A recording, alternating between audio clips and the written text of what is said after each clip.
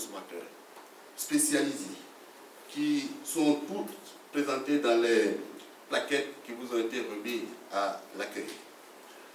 Afin de permettre à ces messages et actions d'atteindre un public le plus large possible, l'Union fédérale des consommateurs du Côte d'Ivoire a aussi créé un journal, le Nouveau Consommateur Hebdo, qui paraît tous les lundis dans les kiosques à journaux pour informer et former les consommateurs. Un exemplaire de ce journal est également disponible dans vos plaquettes et c'est le lieu de vous inviter à vous l'approprier pour en garantir définitivement sa pérennité. Je rappelle que le Nouveau Consommateur Hebdo est le seul journal qui se préoccupe de votre quotidien.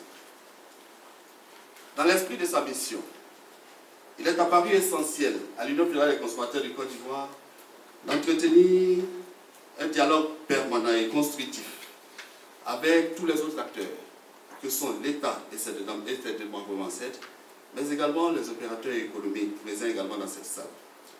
C'est dans ce cadre que se situe justement le présent panel de haut niveau sur le thème libéralisme économique et protection des consommateurs. En prélude à la rencontre de ce matin, nous étions hier dans la commune de Koumassi, à la place Inch'Allah plus précisément, pour recueillir les attentes des consommateurs sur la question. Monsieur le ministre du Commerce, les consommateurs de Côte d'Ivoire trouvent que la vie coûte trop cher et attendent que vous fassiez baisser les prix de tous les produits et services sur le marché. Avez-vous le pouvoir de le faire quand on sait que nous sommes dans une économie libérale? Et si oui, qu'attendez-vous pour le faire? Et si non, quelle alternative vous leur proposez?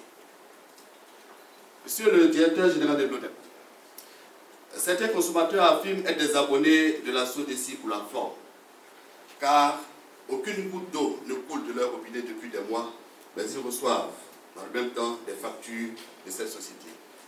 Pire, les consommateurs disent avoir appris à l'école que l'eau potable est incolore, inodore et sans saveur. Cependant, c'est de l'eau colorée qui coule régulièrement des robinets de certaines villes et communes dans notre pays. Cette eau est-elle potable, malgré la couleur, monsieur le directeur général? L'ONEP est-elle saisie de ces questions et que fait-elle pour assurer la protection des consommateurs d'eau? Monsieur le directeur général de l'ANADI, les consommateurs trouvent que l'électricité coûte cher et que les agents de la CIE font la pluie et le beau temps dans certaines localités. Que peut et que fait réellement l'ANARE pour protéger les consommateurs? Monsieur le directeur général de la RTC, le thème de la Journée mondiale des droits des consommateurs nous invite à fixer clairement nos droits en matière de téléphonie.